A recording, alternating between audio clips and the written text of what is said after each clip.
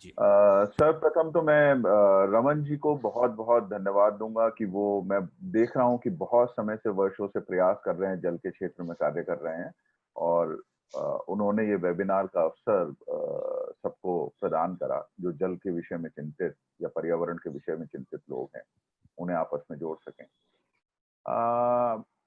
मैं अपनी बात थोड़ा सा प्राचीन काल से शुरू करूंगा। जब हमारी दुनिया में मानव सभ्यता उत्पन्न हुई, इंसान का जन्म हुआ, तब हमने देखा हमारी सारी सभ्यताएं नदियों के किनारे बसती थी। क्योंकि जल हमारे लिए इतना महत्वपूर्ण था। जीवित रहने के लिए व्यक्ति के लिए तीन चीजों की आवश्यकता होती है। उसे खाने के लिए भोजन चाहिए, उसे पीने के लिए जल चाहिए, और सांस लेने के लिए वायु, हवा चाहिए।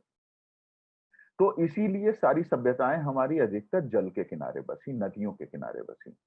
धीरे धीरे क्या हुआ कि जैसे हमारी संख्या में वृद्धि हुई, जैसे हमारी जनसंख्या में वृद्धि हुई, तो वो नदियों से के किनारे से हटके थोड़ा दूर बसनी शुरू हुई। तो वहां पर तालाब खोदे गए जल के लिए। फिर थोड़ा और दूर हमारी जनसंख्या बढ़ी, थोड़ा और दूर शिफ्ट हुए, तो वहां पर कुएं खोदे गए। अब एक गांव में एक कुआं, दो कुआं, पीने वाले लोगों की संख्या बढ़ती जा रही थी। तो क्या करा गया, तब तक सरकारें आ गईं, छोटे छोटे हैंडपंप लगाए गए। अब उसके बाद हमारी जनसंख्या और बढ़ी, तो ट्यूबवेल्स लगाए गए।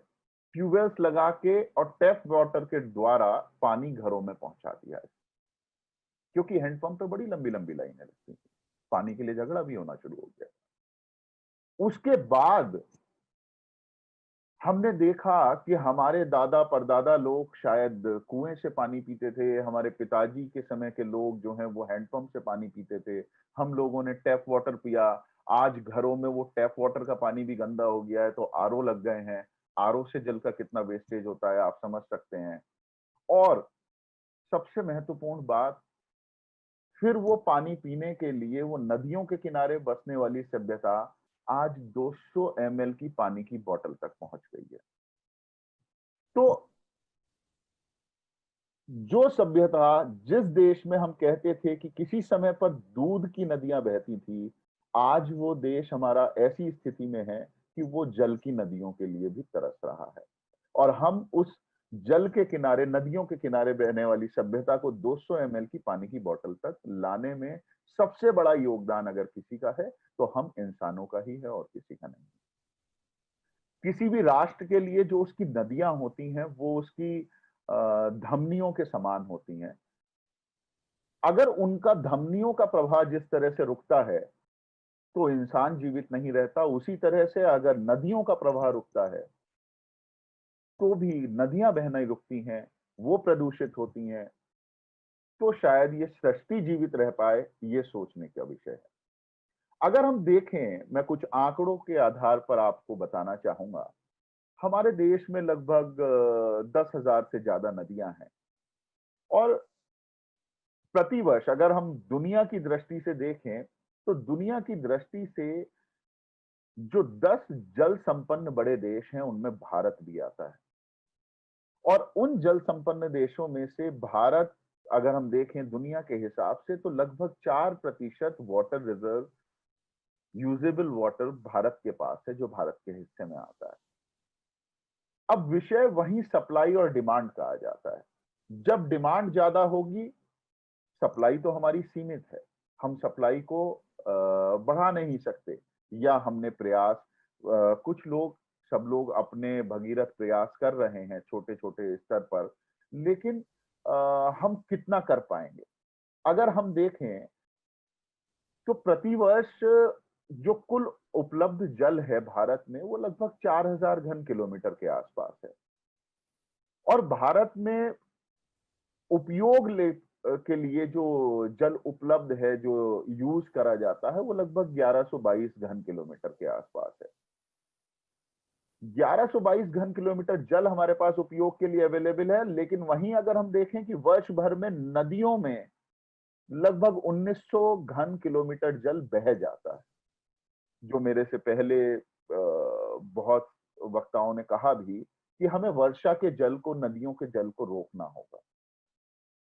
तो अगर हम देखें तो हमारे भारत में इस समय उपयोग में लगभग 690 किलोमीटर जल भूजल है जो उपयोग में लाया जाता है, जबकि हम नदियों के जल को कंजर्व करके उसे रोक कर उसमें चेक डैम्स बनाकर और उस जल को उपयोग में ला सकते हैं। अब अगर हम देखें तो उसके बाद भूजल आता है, और भूजल जो हम जमीन के अंदर से जल लेते हैं वो लगभग 432 घन मीटर हमारे पास वाटर रिजर्व है, भूजल जो हमारे देश में अवेलेबल है। लेकिन वहीं हम देखें कि हम लोग चिंता करते हैं कि हमारा भूजल गिरता जा रहा है, लेकिन वो भूजल गिरता क्यों जा रहा है? उस भूजल के गिरने का सबसे बड़ा कारण है 1960 में हमारे देश में जो ऑफिशियल ट्यूबवेल्स थे उनकी संख्या थी 3000, और जो कि 1960 के बाद 2014 में बढ़कर हो गई 26 लाख। और ये 26 लाख की फिगर ऑफिशियल है, जबकि जो किसान बोरिंग अपने खेत में कराता है, बहुत सी जगह पर अभी भी परमिशंस की जरूरत नहीं पड़ती। तो जब हम नीचे से जल लेंगे और रिचार्ज उसे होने नहीं देंगे, तो रिचार्ज करने के लिए क्या जरूरी है? कच्ची जगह, जल का भराव, जल का रुकाव, जिससे कि जमीन में जल जा सके। हम देखें कि भारत सरकार ने पिछले कुछ वर्षों में गंभीरता के साथ जो जो तालाब गांव में पाट दिए गए थे, जिन पर रिहाइश भी हो गई थी या लोगों ने खेती करनी शुरू कर दी थी, वो सारे, और सुप्रीम कोर्ट के आदेश के बाद वो तालाब दोबारा खुदवाने शुरू करे, जिससे कि वाटर हमारा रिचार्ज हो सके। शहरीकरण हमारा बढ़ता चला जा रहा है। शहरीकरण बढ़ने से क्या होता है कि कंक्रीट स्ट्रक्चर्स हमारे बढ़ते चले जा रहे हैं। किसी भी शहर में, अब आप दिल्ली की बात करिए तो जो छोटे मोटे पार्क हैं, उनके अलावा दिल्ली एनसीआर में कहीं भी वाटर रिचार्ज की जगह नहीं है, तो सब हम कंक्रीट कर चुके हैं। तो वाटर जब तक रिचार्ज नहीं होगा, हमारा भूमिगत जल ऊपर बढ़ेगा नहीं। यही कारण है हमारी जिस तरह से आबादी बढ़ी, तो हमारे देश में आजादी के समय लगभग 5177 घन मीटर जल प्रति व्यक्ति अवेलेबल था, उपलब्ध था। अब जो मैंने सप्लाई और डिमांड की बात कही, उसी हिसाब से देखें कि आज हमारे पास वो प्रति व्यक्ति जल घटकर 1544 घन मीटर रह गया है। और जिस तरह से हमारी जनसंख्या बढ़ेगी तो स्थिति और भयावह होनी स्वाभाविक है। मैं उत्तराखंड राज्य से आता हूं और मैं देखता हूं कि अधिकतर सारी नदियां पहाड़ों से निकलती हैं। बहुत सारे बरसाती नाले नदियां पहाड़ों से निकलती हैं।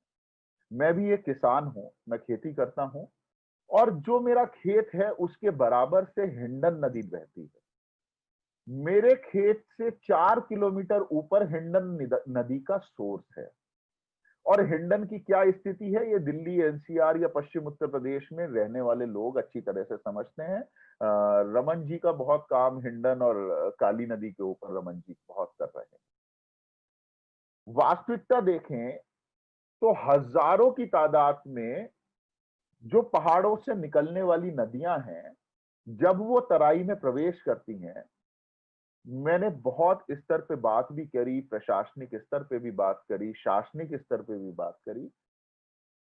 अगर हम उन नदियों को जो बरसात में सिर्फ बहती हैं और उन पर अगर हम चेक डैम बनाते हैं तराई में आकर, तो कम से कम हमारी तराई की पूरी बेल्ट में पानी की कोई कमी भी मौजूद नहीं होने वाली। तो विषय जो महत्वपूर्ण है वो यही है कि जल का संचय करना जरूरी है, उसका संरक्षण करना जरूरी है। मुझे ज्यादा बोलने की आवश्यकता नहीं, क्योंकि सभी लोग यहाँ पर विशेषज्ञ हैं इस विषय के। और इस डिमांड को रोकने की जरूरत है, हमें हमें इस देश की आबादी को भी रोकने की जरूरत है। जब हम इस देश की आबादी को रोक पाएंगे, क्योंकि उस 4% जल पर हमारी दुनिया की 18% आबादी डिपेंड करती है, तो इस चीज को ध्यान रखने की जरूरत है। मुझे अवसर दिया उसके लिए बहुत बहुत धन्यवाद।